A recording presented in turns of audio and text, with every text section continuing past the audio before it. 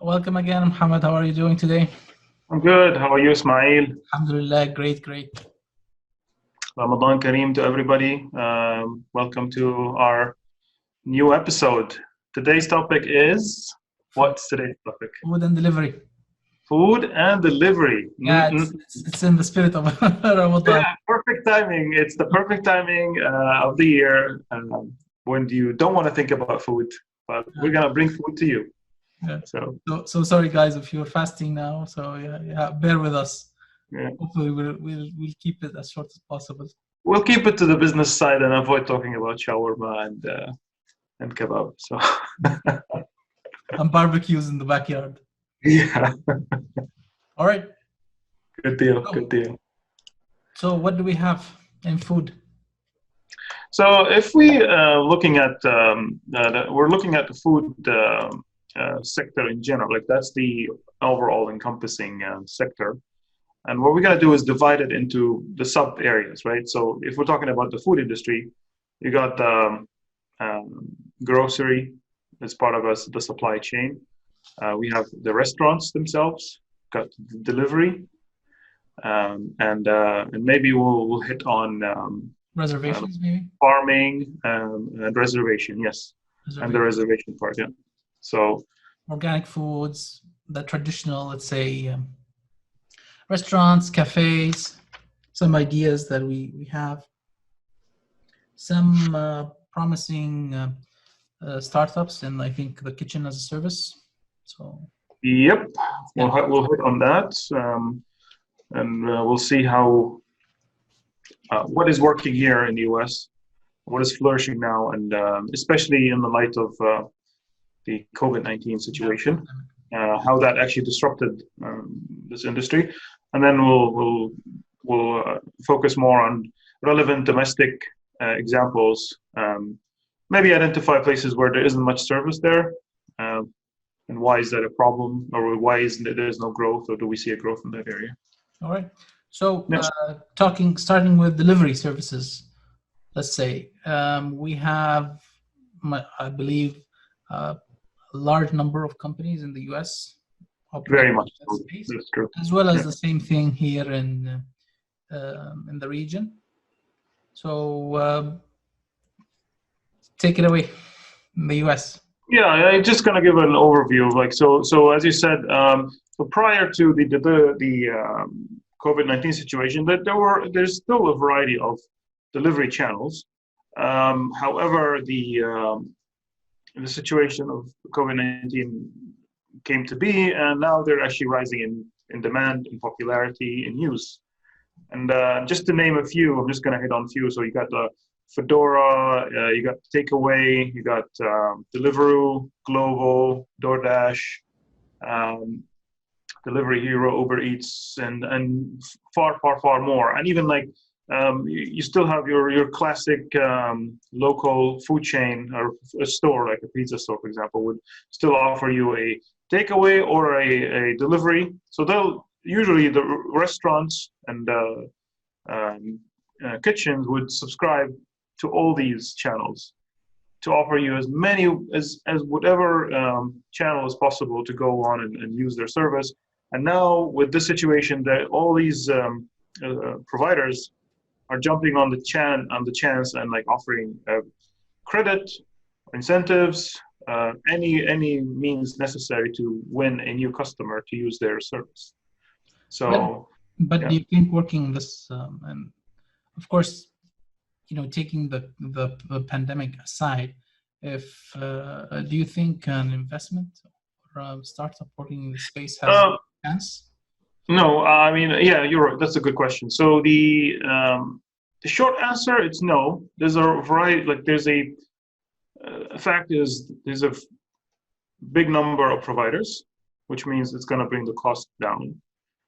It's going to be very hard, and if that service is a part of a bigger picture, of course it makes sense. But now we're talking about a large corporation. But if it is something for a startup to dive into, probably not. Now that depends on the situation in the Middle East, and I believe we're going to touch on that next. So, but you have, for example, Delivery Hero or yeah. Deliveroo. who are specifically working in the delivery services, restaurant delivery services. So now they're into tough competition with bigger players in the market, such as Uber Eats, yeah. Yeah, Right. locally here, Kareem also. So you have, so Uber Eats as a huge competitor to all these other Absolutely. delivery services, and they can't afford to attack this market. Correct. Deliveroo, because Deliveroo, for example, or Deliver Hero, only working the delivery space. They don't have another vertical. They don't have other verticals. That's exactly what I meant. So being a part of a larger picture, then you can't afford to lose on the short term in that sector to make a bigger win, and ultimately. But yeah, if the company's sole offering is delivery, then you're having a bigger issue. You're gonna have much bigger issue. Of course, now what happened in the pandemic is a kind of a breath of life to these companies, because overnight you had the market 10x. Absolutely. Globally. Yeah. So now you have all these companies. They don't have even the capacity to scale up to cover the whole market. Yeah, which is why you start seeing another market, which is platforms that combine multiple providers like these for the restaurant, for example. Yeah, an aggregator. To aggregate and do the billing and the choice of shipping and delivery. So what Kayak did in the travel industry. In the travel industry, yeah. There's a startup that recently had a funding. Deliverect, for example, they are an aggregator of that sort to start, because of the scale of the demand. So you have a high demand, so you gotta have to offer as multiple options as possible, both for the end user and for the provider. Yeah.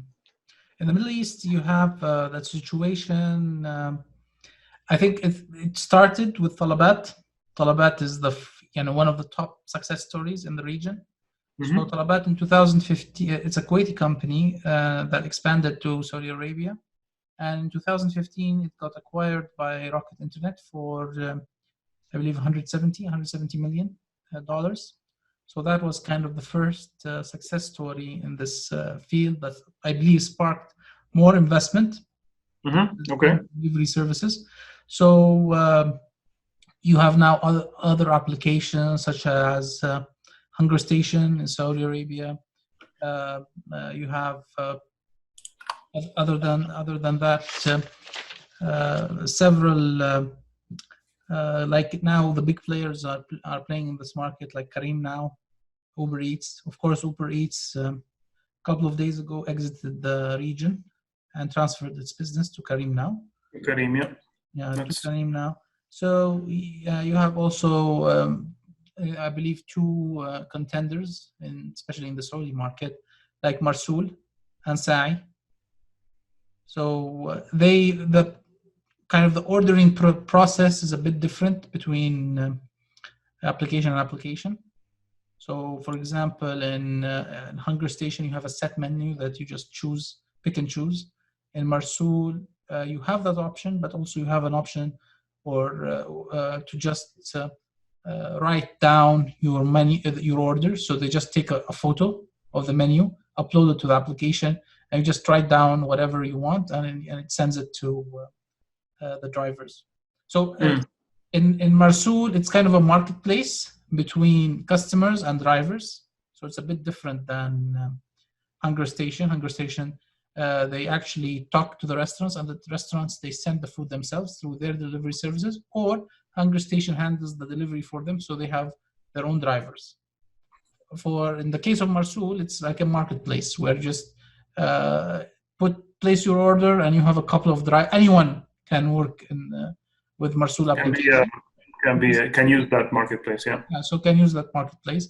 If you have some free time, you can work you can work in delivering food to customers. So you just open the application and submit a bid, If your price is okay, then the customer will approve it, and then you can go pick up the food and deliver it to the customer. So there are, as I said, a bit different business models for different applications, but I feel that now we're, of course, in the pandemic, things are accelerating now. These applications or these startups are growing now exponentially, but growth in the future, we have to wait and see, actually. So we don't know if the pandemic is going to provide an everlasting change in the culture towards delivery services. Are people, after this is over, are they going to move online or not? So we have to see. Most probably you have an increase, of course, in online services. But after this subsides and people, start going out to malls and supermarkets and restaurants and so on, will these companies have to downsize, or will this trend continue? Good question. Yeah, good question. Yeah. So we have to see, and it's now these companies are happy. We're expanding and growing and growing and growing. Yeah, it's a question also about trust, right? So trust in the public trust with third parties delivering their service, right? It all takes one accident or one bad delivery that they start ruining their reputation. So, yeah, it's likely that it'll revert back, meaning there's still a large number of providers. However, the demand is up. Question is for how long? It could be 1 year, maybe 2 years, until people start to go back to their old pre-pandemic habits. So maybe the smart move for these startups is to grow, and then at the peak point to exit the market. Exit the market, or add other verticals to their business, right?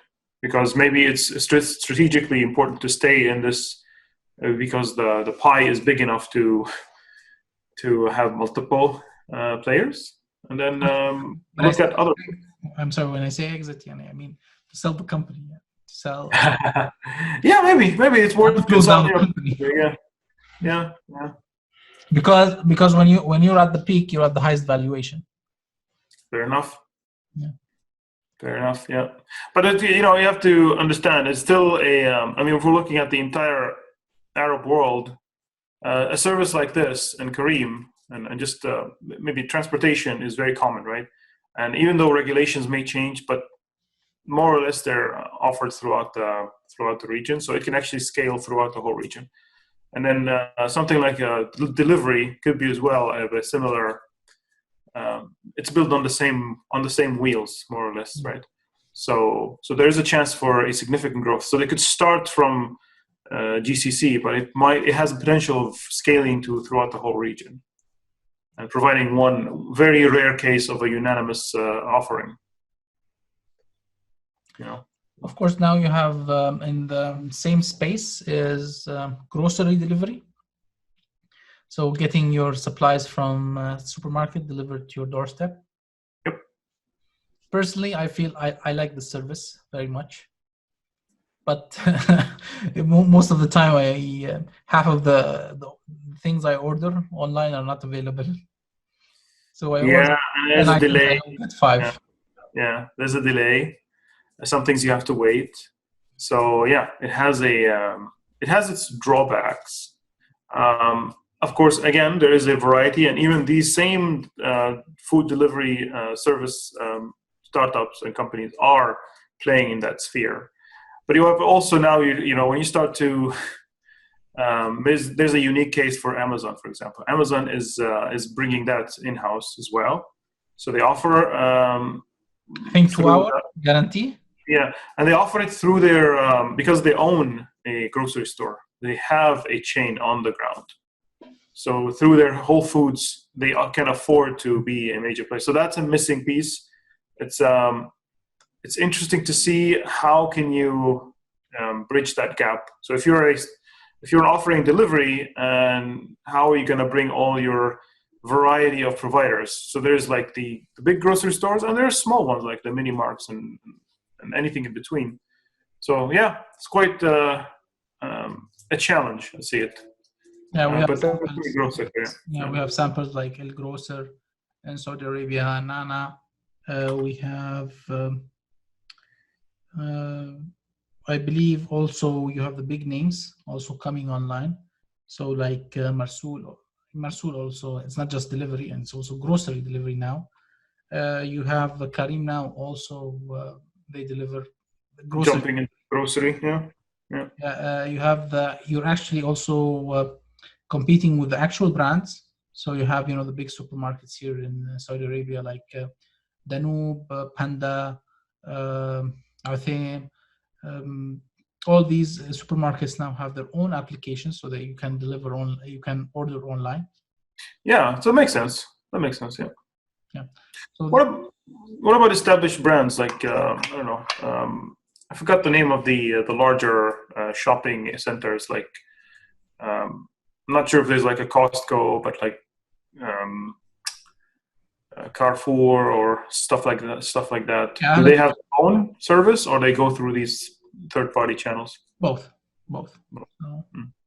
So we have, I think, in Jeddah 2 or 3 Carrefours. We have also the famous UAE brand, the Lulu Market. Also a couple of 2 or 3 stores. So on, and then you have the traditional Danube, Bin Dawood, Panda, and so on. So these, grocery is interesting. Grocery, for me,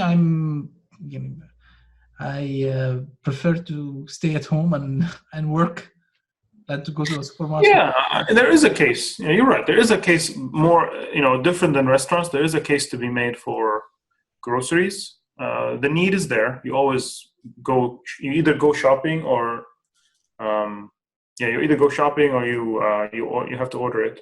So there is a case for future growth, right? Yeah. But don't forget, there's a social also aspect to that. So you're going shopping as it's an outing here in Saudi Arabia. Like, okay, all the family goes. Yeah, you can make a case for it, but keep also in mind that so if we're scoring a social aspect, right? So the social aspect of going to a restaurant is higher. Like there is you're most likely going with our friends. The social aspect of going to a grocery store, I think it's lower. It's there, but it's lower. And then between these two, which one would stay? If you're looking at the trend in the population that are getting to spend more hours working, and a busy day, and life and kids and all that, then you're more likely gonna lean towards that has to continue, because people are just gonna there'll be more people, they'll be busier doing other stuff. You really don't want to spend much time getting your groceries. Yeah, so it's dependent on economic pressures. If society has more economic pressure, then there's a more incentive to order online. Yep. If not, if people have free time and so on, so it's an activity. Yeah. Yes. And some, even now, if you go deeper into the grocery list and you look at what you buy, some things are prone or more or less gonna be makes more sense to go towards like a subscription base or ordering online. For example, here, like stuff like tea and coffee, like beans or ground. You just have 2 or 3 settings you really want. Like, I want my tea to be full leaf, or I want it to be in bags. I want it to be this flavor. I want it to be this flavor, and I like that particular brand.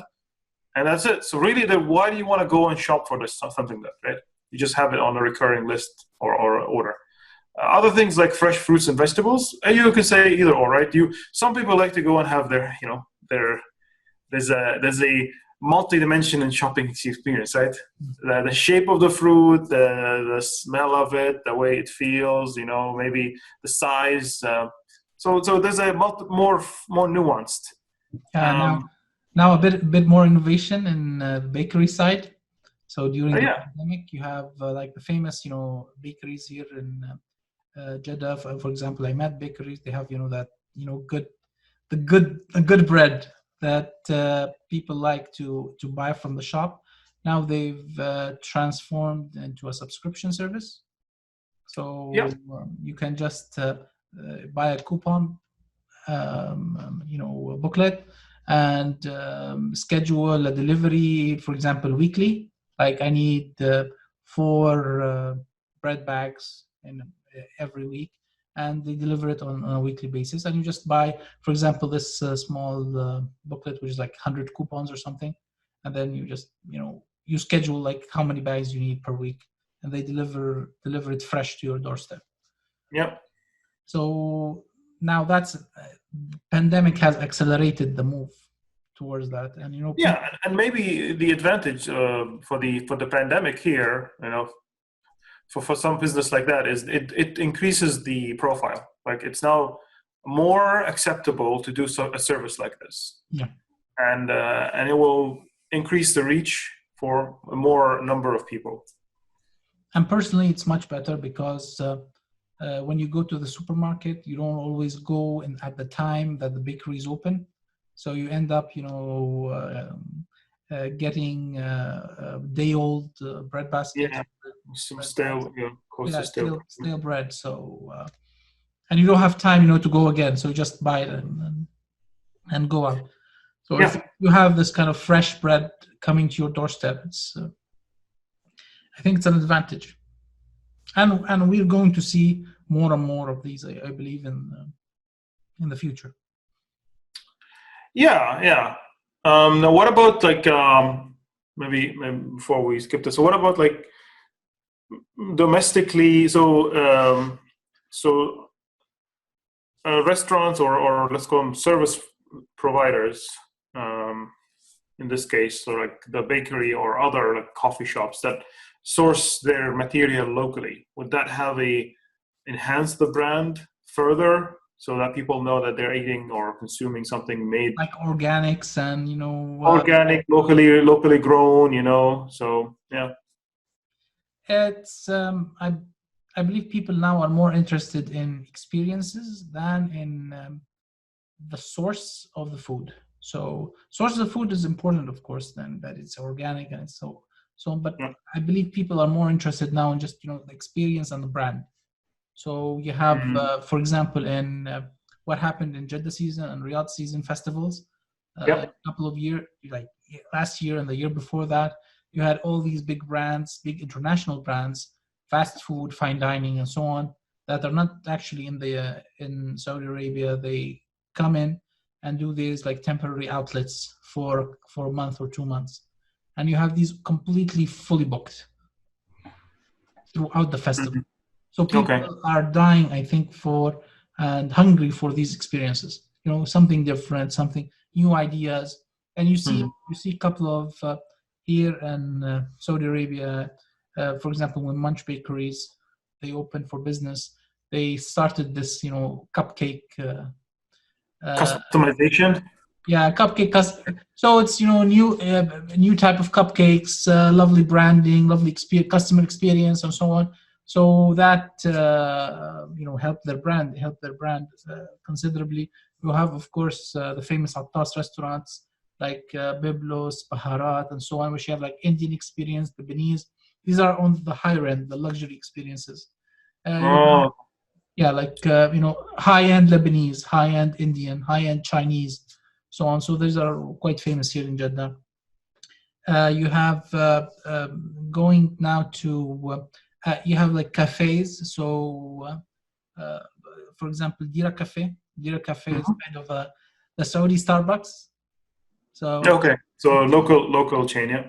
Yeah, of course, Starbucks is still number one in Saudi, but if you want the Saudi coffee, the Hijaziyya, and the Saudi desserts and whatever. So that's kind of the branded experience, the Saudi experience. So you can only get it. It's not only, but you can get that in these cafes. They have good ideas and good. The coffee is good. The dessert is good. Something new. Personally, I've been living here. I'm born here and been living here for more than 30 years. I haven't tasted any Saudi desserts until I went to this cafe. So it's it's a great. So in such a offering, you see that the offering, the experience is is showing this differentiation, because in this segment, Starbucks may be number one in volume, but in terms of recognition, these guys have achieved recognition. They have achieved recognition, but yeah, in Saudi Arabia, everyone likes Starbucks. Yeah, I get it. I get that's the volume, right? I'm sticking to that. Starbucks gets the volume, and it's global, right? But in terms of the recognition, the experience is still unique. So there is a space. The ultimate point here is there is a space for even small startups to make one unique example, to showcase a different offering. Right? If you provide a new experience, in this sector, it's three things. If you provide a unique experience, good taste, of course, the taste can't be quality, quality acceptable, or at least above average, at least, as well as a good customer experience, then you will succeed in this market. People say that the market is saturated. There are a lot of offerings, but all the offerings are like each other. So you have like in one street you have one shawarma shop, and beside it another shawarma shop with a different name, and they have like Italian shawarma, whatever. So shawarma is shawarma everywhere. You don't have that kind of unique differentiation. It's like just a incremental innovation. It's not like a complete change of structure or business model. So if you have true innovation, some unique value proposition that you can give the customer, then you will succeed in this market. Definitely. Like you have now, when I went to Dubai last year, there was a restaurant called Parker's. Yep. They serve, it's a Dubai brand. They serve burgers, and they have kind of a special experience. But during the first 2 months of operation, they did not allow people to enter the restaurant. Why? Because interesting. You go to the restaurant, you say, I want to seat. They said, yeah, but you need to get a key. They say, what key? No, you have to go to the park in front of the mall, for example, and search for a key. If you can get the key, then you can enter and eat and order in this restaurant. So that happened for 2 months until it was open for public. But they did something unique, kind of a unique experience for people, something new.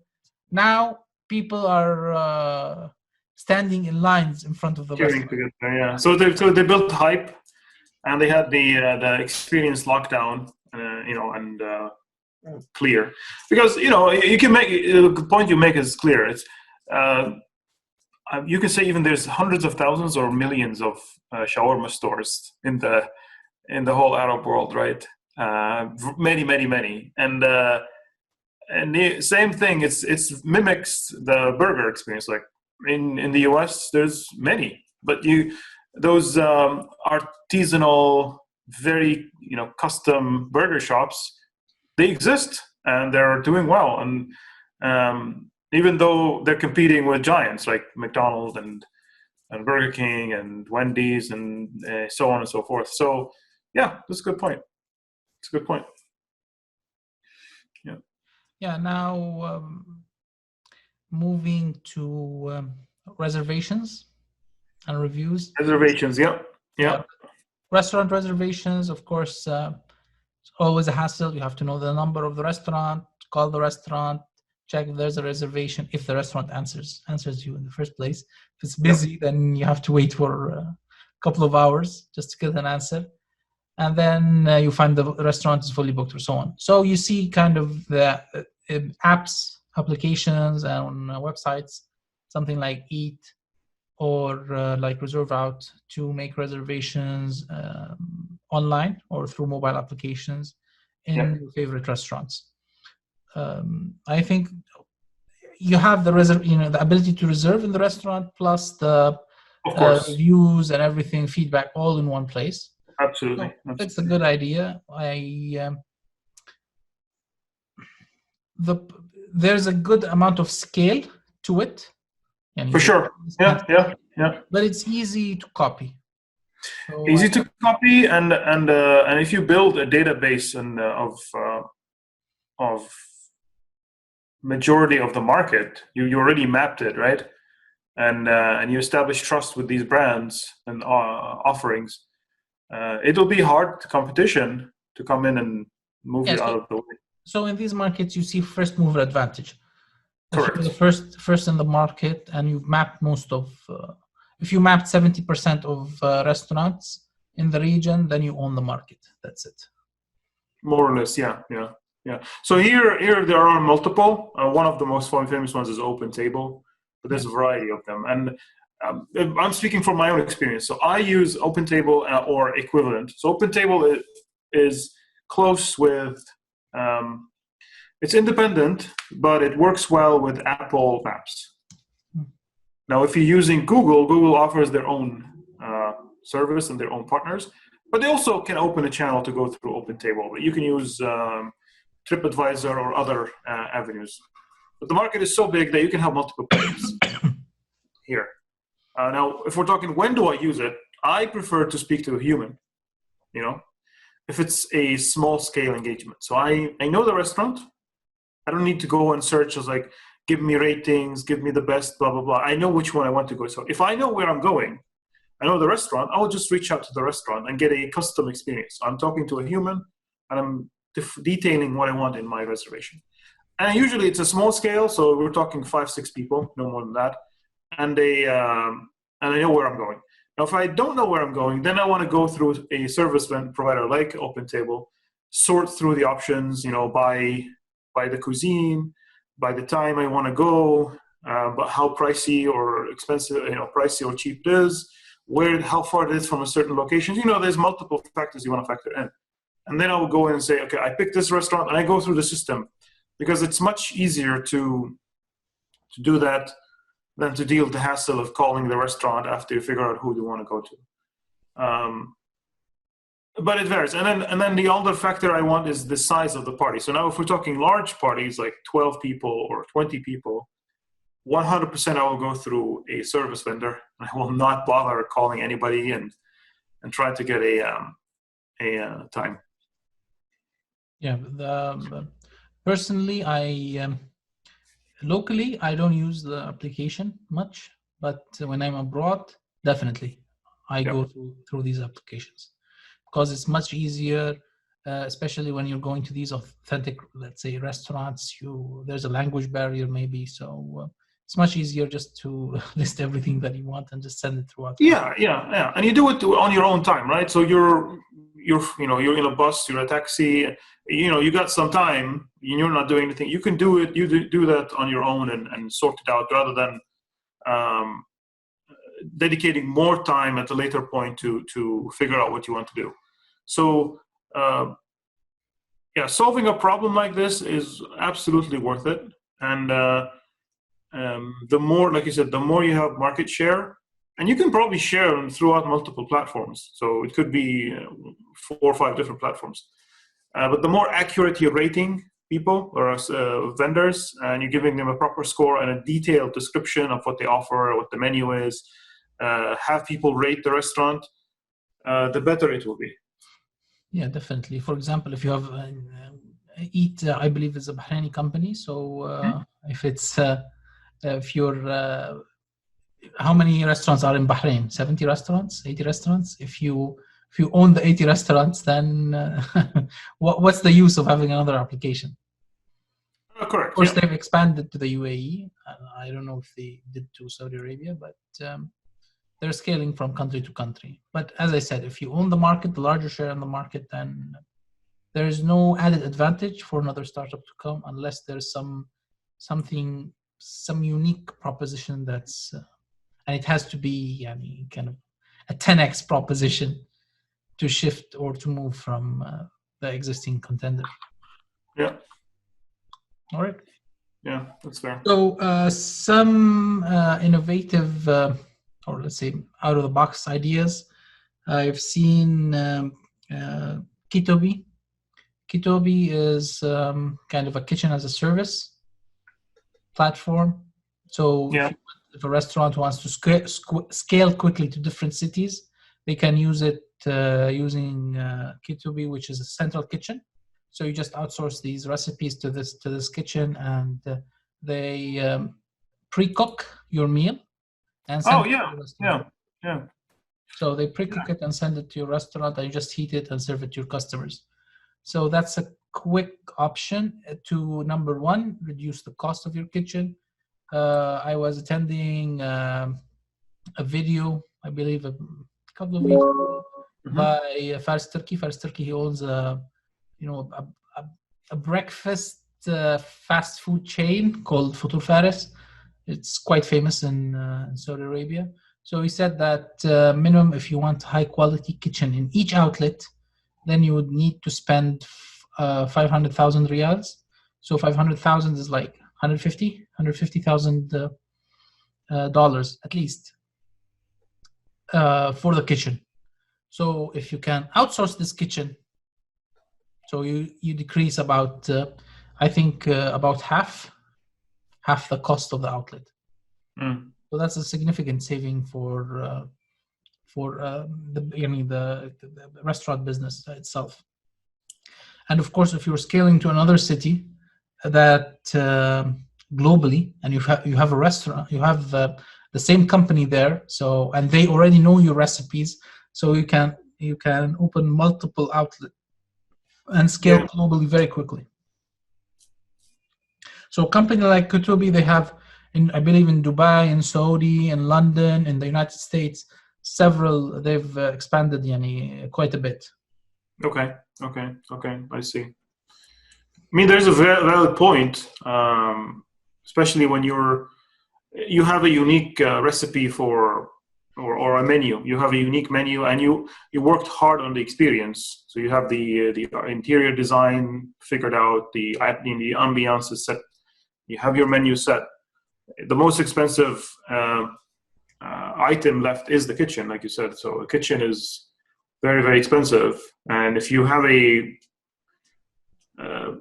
you've done your homework and high success chance, the demographic figured out, where you want to service figured out, it makes sense to start on that and save some money on the kitchen until a later point. If you volume to how much you're paying, it doesn't make sense, then you can look into getting your own kitchen. It makes sense. Yeah, so that's kind of one of the innovations. Another startup I've seen is Foodex. I believe it's in Saudi Arabia. So they do the backend, the restaurant management systems through an iPad. So they have their own software, hardware to manage the customer, let's say the ordering procedure, the billing, customer experience, the menus, so on. So that's good. There are, of course, international players, starting with the biggest players like IBM and going down. For sure. Foodex, I think, brings in a fresh perspective on things, especially with the iPad experience. So it's much easier, much quicker. Yeah, that's a good point. You're building on existing hardware, and that cuts cost. And again, until a restaurant or a vendor gets off their feet, the argument can be made is, why would you want to invest in a professional grade accounting and ordering system if you just get away with basics, right? Very, very, very low level. Yeah.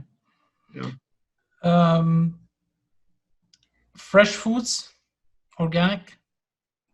I believe it's a big fresh food. In the US. Quite big, yes. So if you can, highlight a bit about it. Yeah. So again, that's another area that grew significantly over the past 10 years, and it has to do with supply chain. So now you're having a domestically, and I mean domestically, like within the same city or nearby that city, grown produce, anything from tea to coffee to vegetables and fruits. That is the first stage. So that has risen. It has to be the location, so it's local. Number two, it's organically. So you're getting, with these experiences, farmers, you're getting a local experience that is meeting a higher standard. So you're targeting quality experience and not necessarily volume. You're not going for quantity. And then that is linked as part of the supply chain for these artisanal providers that we touched upon. So it services, of course, it services local. So there are local farming outlets, or you go through the delivery channels that we hinted to. But the unique case is it's not large, so it can be managed by a small team. It's domestic. It services your coffee houses, it services restaurants, and it services local grocery stores. So there is a market for it, and it is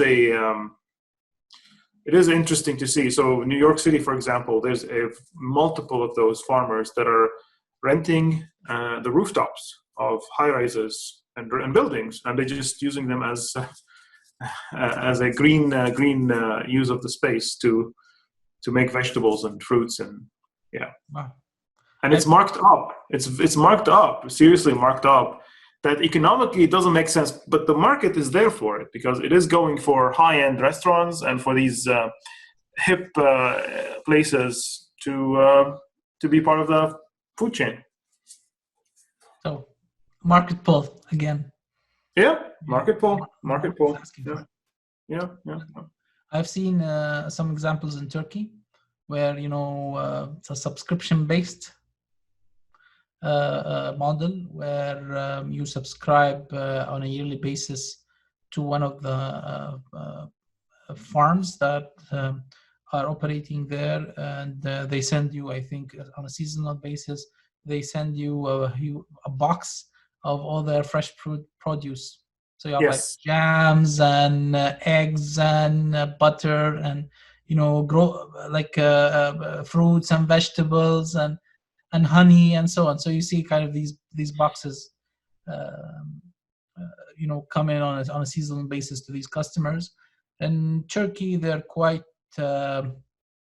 obsessed about organic and fresh food.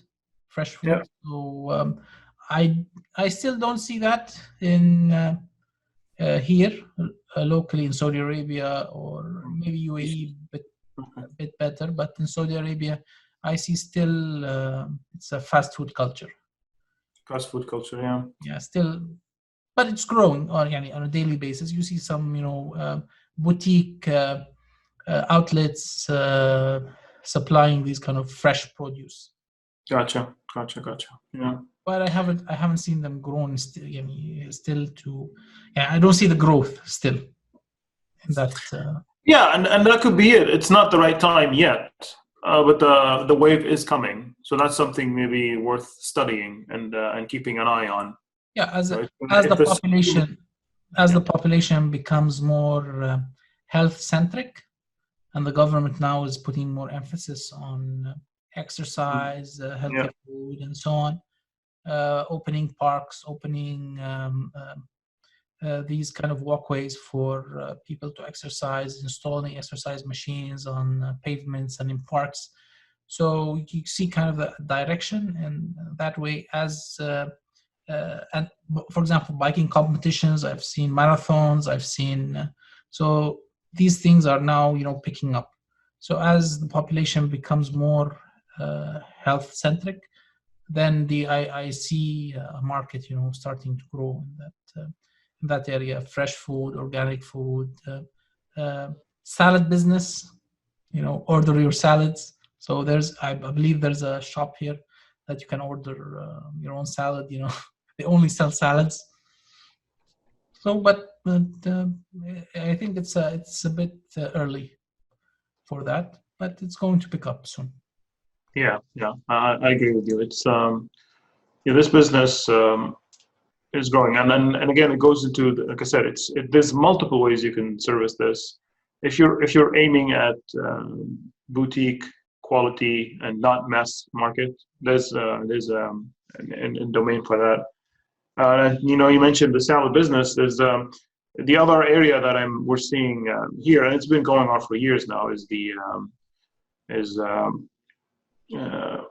you order either pre-made or pre-processed meals, subscription based. So you're getting your 3 meals a day on a subscription basis, and you assemble your own meal basically at home, put it together. So there's like a sandwich services. There's like a Yeah, but you're cooking at home, so it's just the ingredients are prepared for you.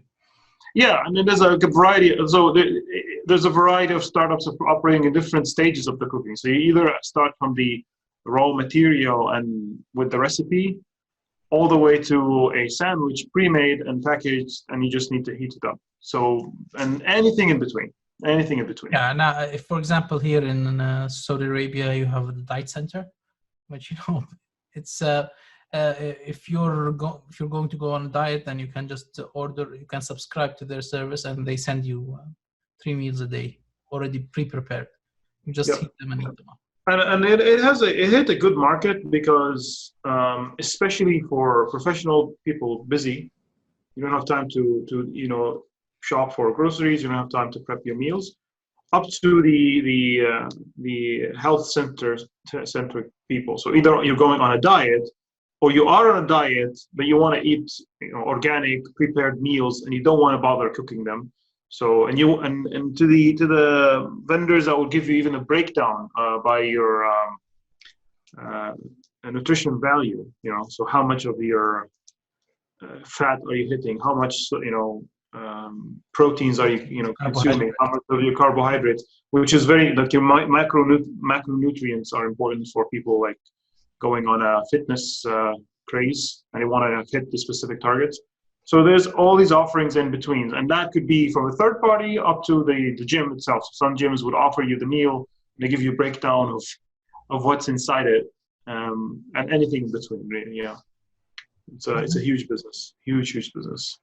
So and you can tack along your multivitamins and whatnot. So yeah, sorry, go ahead. So finally, what's the worst thing about a supermarket? Worst thing about the supermarket? Parking? Parking outside? Checkout. Yeah, waiting online to pay. Yeah, you're right. Yeah. So here we do have lines at supermarkets. You see, especially during the peak hours. So sometimes you see very long lines, 4 or 5 families, and each family has like two huge shopping carts. Yeah. Yeah. So you have to wait like 15-20 minutes just to pay and leave the store. So based on that, are we going to see an Amazon Go shop here in the region? Well, are we going to see automated checkout? Correct. So let's talk. Yeah, I mean, maybe you want to give a background. What is Amazon Go? I'm not sure if everybody knows what it is. Yeah. So locally here in the region, you see the regular checkout counters, and then you see the self-checkout counters. So the self-checkout counters, which I've tried personally, you can never check out. You can never use them to check out, because it doesn't scan the barcode, it doesn't take the money correctly, and so you have a person standing beside the self-checkout counter just to check you out. So yeah, basically it defeats the purpose. Yeah, it defeats the whole purpose of checking out. So what if I have a shop, a supermarket that uses artificial intelligence, that uses machine learning algorithms, computer vision algorithms, to automatically check you out without you just through your application, or through your mobile application, you just enter to the supermarket, you pick up your things, put them in a basket, and you just leave the store automatically. You're automatically billed. The store automatically detects what you've picked up in the store, and it sends you the bill and checks you out automatically. So without scanning anything, without paying anyone, and all the hassle is just erased out of existence. So that's the idea behind Amazon Go. So is Amazon Go successful? Have you been to an Amazon Go? Yeah, so Amazon Go started as an experiment, right, in Seattle. That's there where the headquarters are, Amazon is, and went on a trial, a few cities. Ultimately, and it was exactly like that. So you just go in, grab your stuff, and walk out. Given that you're an Amazon Prime user, it knows your face, your profile, and the items you took, and it's charged to your account. Yeah, you, And you just have walk your out. credit card already stored with the account, and everything's done. So Yes. Now um, ultimate goal, the result of the study was that Amazon Go will go to deployment in airports. So it makes sense for people who are on the move in the airport, but not necessarily for large scale stores. So we all expected it to roll out into Whole Foods, which is the retail arm for Amazon.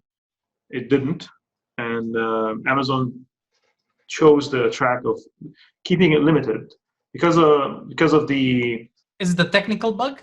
Is it a technical issue? It's more of the setting. So in an airport setting with cameras everywhere, it makes perfect sense for it to be rolled out like that. But in a supermarket, you can install your own cameras. True, and that they were. But does it make sense? You know, you have like in the big supermarkets here, like you have 30 checkout counters. Can you place, 30 checkout counters with cameras and can you detect everything in the supermarket at this large scale? Yes. So they only kept it they want to keep it in a very contained, constrained setting. So in an airport, they feel it's more constrained and it serves for the fast, right? So you are in a hurry. You want to grab the thing, and it is a hassle to wait and pay and being in that mode. But in the case of in an airport, so it would make sense to eliminate it. In case of the larger retail store, like you said, 30 lines to check out, self-checkout lines and all that. It didn't make sense for between cost and competition in the US, like existing systems, to replace it. But they do have at least one in every city, a sample store. So I think the one here opened literally like in January, and now it's closed because of COVID. But it does make sense. I see it valuable in airports, but I'm not sure if it's going to roll out outside of airports on a mass scale. Yeah. So how in final segment, how do you think the food vertical will fare out? Is it something that we should think about seriously to invest in or not? I personally think it is, especially in the region. Everywhere, food is essential. It's one of the most essential parts that well scoped. Now, restaurants maybe like actually making the food is problematic, and there's a lot of regulations and very complex business to enter. But in other areas like establishing a medium for consumers to book restaurants, for example, that's something has a huge potential there, I think. So in general, if we're just summing the whole vertical, I would say it's definitely a market worth diving into. But I'm not an expert. It's just my own person. Neither am I, because my company's not in the food business. But there's definitely potential. I see lots of competition in the delivery services. So I believe you have to be careful now if you're starting something in delivery, as well as reservations. And you have now a couple of apps already doing that. I think that is, medium risk for that, as well as high risk for delivery services. There are already lots of delivery services out there. True. I feel if, as I said during our conversation today, if you can invest in something that delivers a unique experience, good quality, and as well as excellent customer service, then you have something to add on to the market. And I'm not talking just about food. I'm talking about services and whatever. So if you can do that, like Kutubi, what kitchen as a service, a central kitchen for restaurants, it really Yes. solves a pain problem, a serious issue for especially these kind of restaurant upstarts, or these new food chains that are sprouting out. So it solves a real problem for them. So it's For kind of sure. Absolutely. Absolutely. Yeah. Yeah. And it has a massive potential. yeah, it's a good business case. It has a very good business case, and I see it is going to grow. I think 2 or 3 months ago, they got a 60 million Series B funding, $60 million Series B funding, and they're growing pretty fast. I think that's a successful business model. So if we have something, as I said, unique, provides good quality with an excellent customer service, either be it on the food side or on the services side, then definitely go for it. So all in all, I say it's kind of, half-half. 50-50. Yeah, Yeah. 50-50. 50-50. All right. So if you disagree with us, you have your own thoughts on the subject. I believe people are quite polarized about food. So, Yeah. so they're either with it or against it. So please comment below. And of course, don't forget to share this with people that are interested to know or about these kind of discussions about different verticals. We're trying to stimulate a casual discussion about all these areas. Of course, me and Hamad, we're not experts in every field, but We're not. but we're trying to kind of view the whole landscape, and from a customer side or an end user side, what do we see, and is there potential for both or not? So it's good to spark these kind of conversations. And then we hope to change. We're going to change a little bit of the format in our next episode. So stay tuned. Maybe we'll look forward to it. It's not going to be boring. Yeah, it'll be more guests and maybe more polarization. So guys, please answer a question. You wanted? I was discussing with Muhammad a couple of times now. Should we do it in Arabic or in English? We're doing the English because especially in the Gulf region, many startup founders are actually not Arabs. So we know in English is kind of the international language, so we're doing it in English. But you feel if it's better for you guys to that we speak Arabic, we can do it. We can do a couple of episodes. A couple episodes and gauge your response there. Yeah. So we'll see. So please comment below. Comment and subscribe. Give us a thumbs up or down, just something. And we'll look forward for the next episode. Yeah. Stay tuned. Take care, guys. Peace. Bye.